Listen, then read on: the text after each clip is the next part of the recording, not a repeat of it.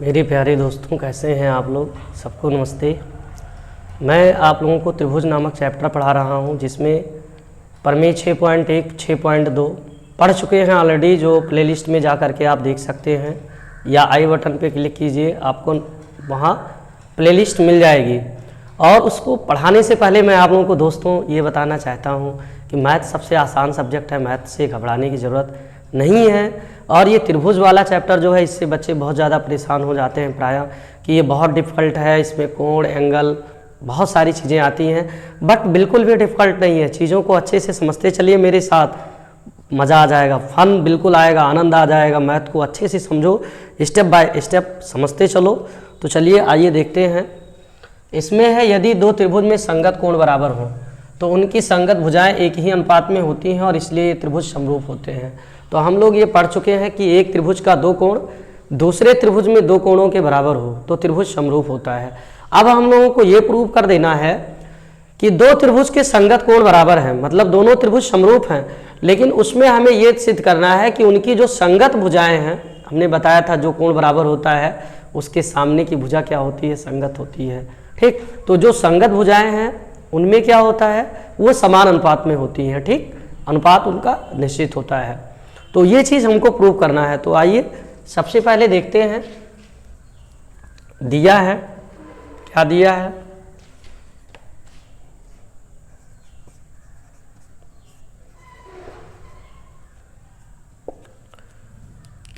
त्रिभुज, दो त्रिभुज दिया है, कुछ भी आप अपने हिसाब से मान लो। त्रिभुज ABC व त्रिभुज DEF हम मान लेते हैं। ठीक, जिनमें संगत कोण बराबर है। ठीक, संगत कोण बराबर है तो उनकी संगत भुजाएं, तो दो त्रिभुज दिया है जिनमें संगत कोण बराबर है, जिनमें संगत कोण बराबर है।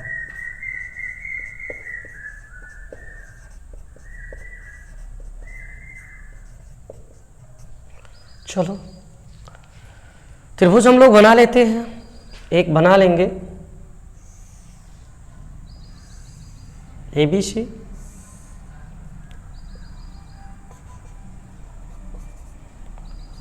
और एक त्रिभुज बनाएंगे, दो त्रिभुज हमने माना है, एक त्रिभुज हमने DEF माना है। और इनकी संगत कोण मान लो, इसका संगत ये है, ये के संगत क्या है, D। तो संगत भुजा कौन होगी, A के सामने BC और D के सामने EF। ये भुजा और ये भुजा आपस में संगत होंगी। ऐसे B के बराबर मान लो E, इसके बराबर E, इसमें संगत कोण बराबर है, मतलब कोण A बराबर कोण D, कोण B बराबर कोण E,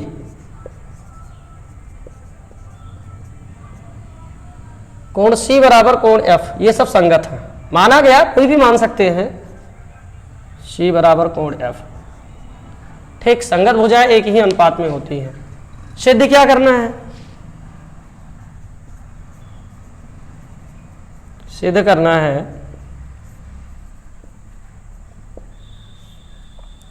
अब देखिए, किसी के A के सामने कौन सी भुजा है, BC, या कौन सी के सामने क्या है, AB है, AB। अब दूसरे त्रिभुज में संगत भुजा क्या है, DE बटा DE इक्वल टू B के सामने AC है, B के सामने AC, और इसमें B के बराबर कौन है, B के बराबर E है, तो E के सामने DF है। जैसे अगर इस त्रिभुज की का ले रहे हैं ऊपर अंश में, तो सारी भुजा इसकी ऊपर होंगी, इसकी सारी नीचे होंगी, ये हमेशा याद रखना। तो इसमें हो जाएगी AC बटा B, AC बटा DF इक्वल टू BC भाई A के सामने B और D के सामने EF, तो BC बाई EF। ये समानुपाती होती हैं। तथा त्रिभुज ABC समरूप, ये समरूप का प्रतीक है। त्रिभुज DEF,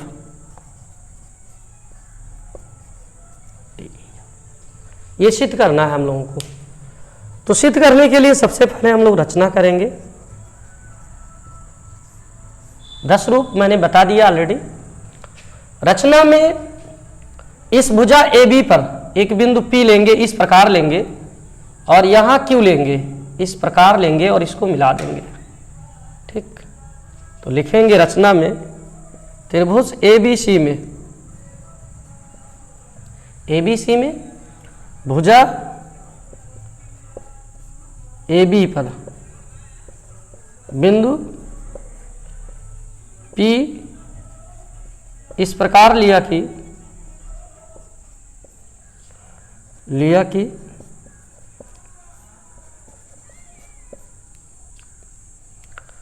AP बराबर DE के बराबर हो,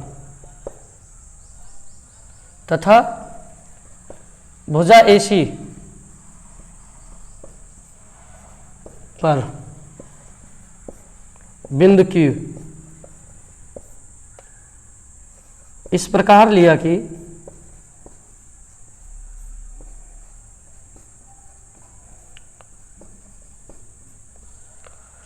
AQ बराबर DF।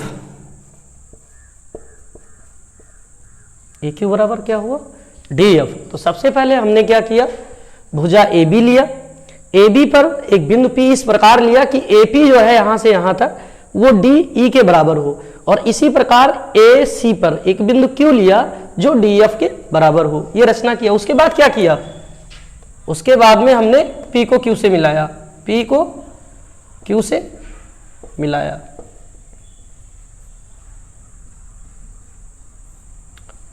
चलो उत्पत्ति करेंगे अब हम लोग। 4 स्टेप होते हैं सिद्ध करने वाले सवालों में। पहला दिया है, सिद्ध करना है, रचना नहीं करना है तो छोड़ देंगे उत्पत्ति।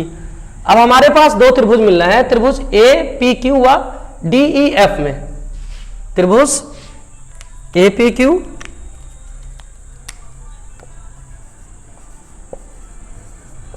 व त्रिभुज DEF में जब देखेंगे तो कोण A बराबर कोण D, ये पहले से दिया था, गिवन पॉइंट है, ये दिया है, और AP बराबर DE और AQ बराबर DF। ये दोनों कहां से? रचना से। तो अब क्या होगा, किसी भी त्रिभुज में 2 त्रिभुजों में 2 कोण बराबर है और उस कोण के अंतर्गत भुजाएं बराबर हैं, तो उसमें क्या होती है, दोनों त्रिभुज आपस में सर्वांग सम हो जाते हैं। ठीक, साइड एंगल साइड, यस ये यस सर्वांग समता नियम लगेगा। अतः हम लोग क्या कह सकते हैं, त्रिभुज APQ सर्वांग सम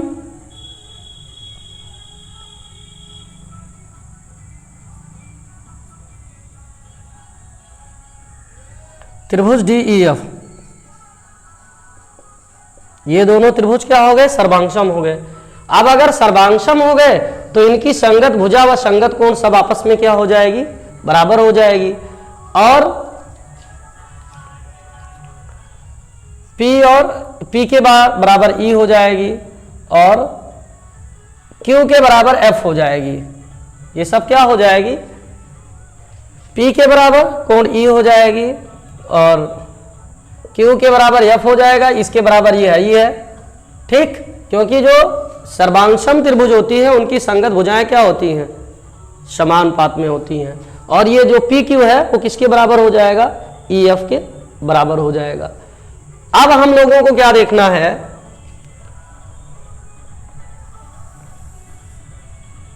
सर्वांगसम हो गई तो कोण P बराबर कोण E क्या हो जाएगा?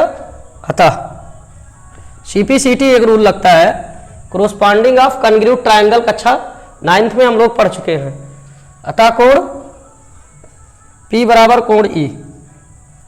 ठीक, कोण P बराबर कोण E, और ये इसके बराबर हो जाएगा। और हम लोग क्या पढ़े थे, कोण E बराबर B बराबर कोण E, ये पढ़ चुके थे ना। तो अब क्या होगा भाई, E तो कोण B बराबर कोण क्या हो जाएगा? P। कोण B और P बराबर हो गई। अब किसी भी दो रेखाएं हैं और एक तिर्यक रेखा इस पर डाली जाए तो ये कोण बनते एकांतर अंतःकोण। तो एकांतर अंतःकोण ये बराबर है, तो ये दोनों क्या हो जाएंगी, समांतर हो जाएंगी। दोनों क्या हो जाएंगी, समांतर हो जाएंगी। ठीक, तो ये क्या बन जाएगा, एकांतर, एक ही ओर के अंतःकोण, एक ही ओर के अंतः। तो अंतःकोण हो गए। जब ये और बी और पी बराबर हो गया तो क्या होगा, बी सी समांतर हमारी क्या हो जाएगी, पी क्यू। जब ये दोनों समांतर हो गई तो इनकी भुजाओं में क्या होगा भाई, प्रमेय 6.1 के अनुसार अगर ये दोनों रेखा समांतर हैं तो प्रमेय 6.1 में हम लोग क्या पढ़ चुके हैं कि किसी भी त्रिभुज में एक भुजा के समांतर एक रेखा खींची जाए और वो दो भुजाओं को दो बिंदुओं पर प्रछेद करे तो वो उन्हें समान अनुपात में डिवाइड करती है। तो अब हम लोग क्या देखेंगे मेरे प्यारे साथियों, इसका स्क्रीनशॉट ले लीजिए, फिर हम आगे बढ़ते हैं।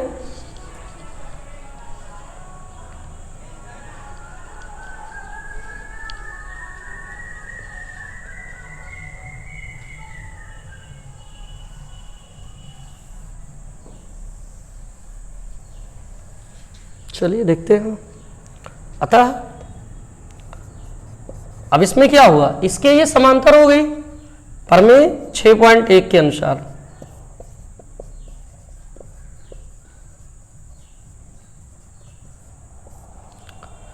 इनकी संगत भुजाओं में AP बटा BP इक्वल टू AQ बटा CQ, ये हो जाएगा। ठीक, अब क्या होगा, हमको प्रूव करना है AP बटा BP। भाई हमको पूरे त्रिभुज चाहिए ना, तो पूरी त्रिभुज में AB आएगा। तो अब हम लोग क्या करेंगे, इसमें AP, तो इसका व्युत्क्रम करेंगे, पहले इसको उलट लेंगे तो BP ऊपर जाएगा और AP नीचे आएगा। व्युत्क्रम करेंगे दोनों का।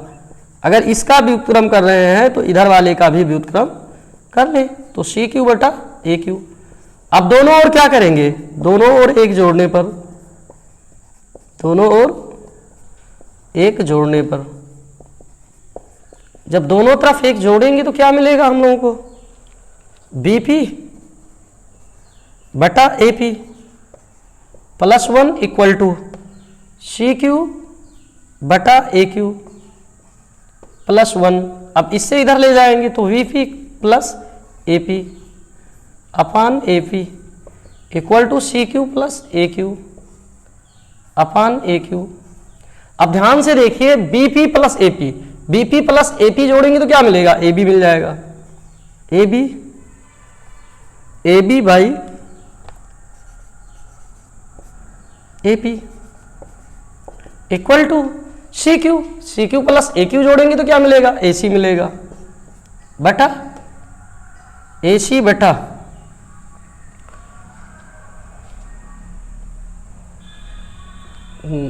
AC बटा AQ। अब हम लोग क्या पढ़े थे, AP किसके बराबर था, DE के बराबर, AP बराबर DE और AQ बराबर क्या था, AQ बराबर था हमारा, AQ बराबर DF। ये सब किससे है, रचना से।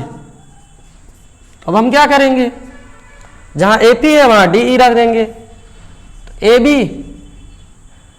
अपान DE इक्वल टू, फिर आगे बढ़ेंगे, AC अपान AQ के जगह पे DF। इतना प्रूव हो गया, ये दो प्रूव हो गया, AB by DE, AC by DF। अब बच रहा है BC बाई EF, ये बच रहा है BC बाई VEF। तो क्या करेंगे, जैसे हमने AB और AC को यहां माना था, यहां क्रॉस किया था, मतलब इन भुजाओं पर लिया था AP और AQ, ऐसे हम इस भुजा और इस भुजा पर जब लेंगे तो जो हम लेते हैं, जिस भुजा के समांतर लेते हैं वो भुजा छूट रही है, तो ये इसके समांतर ले ले, AC के समांतर लेंगे तो निकल आएगा। इसी प्रकार निकाल लेंगे, जब निकालेंगे तो इसको समीकरण 1 मानेंगे। इसी प्रकार सिद्ध कर सकते हैं।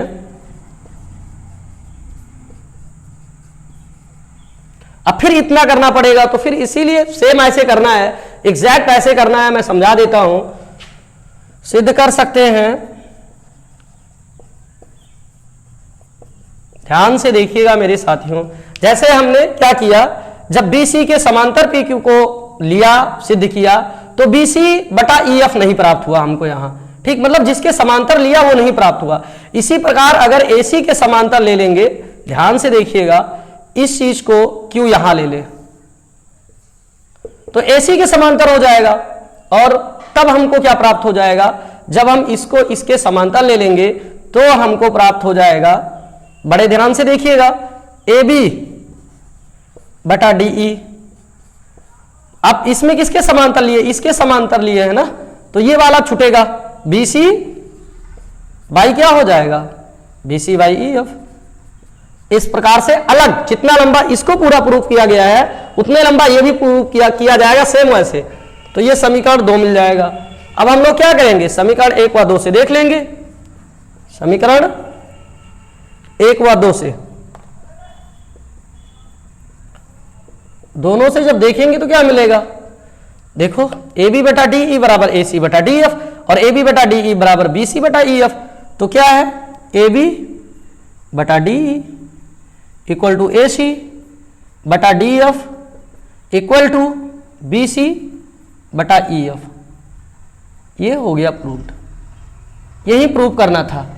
तो हम लोगों ने क्या देखा, किसी भी दो त्रिभुज के संगत कोण बराबर है तो त्रिभुज तो समरूप होंगे, लेकिन उनकी संगत भुजाओं में क्या आएगा, समानुपात होगा। इसको बहुत अच्छे से समझना मेरे प्यारे साथियों, क्योंकि जब हम लोग एक्सरसाइज को हल करेंगे, चैप्टर्स के सवाल लगाएंगे, तो ये बहुत लगेगा, बहुत इंपॉर्टेंट नियम है, लगेगा ये। तो ये प्रूव हो गया है।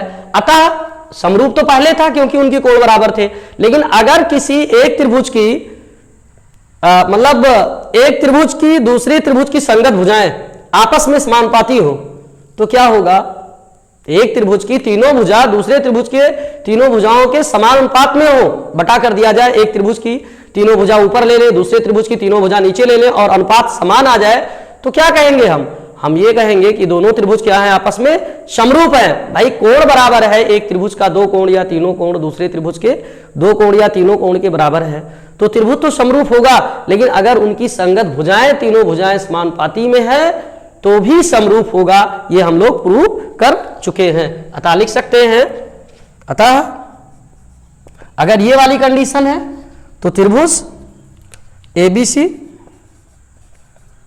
समरूप त्रिभुज DEF। इसको कौन सा नियम कहते हैं, इसको हम लोग एंगल समरूपता नियम कह सकते हैं, क्योंकि तीनों कोण बराबर थे ना।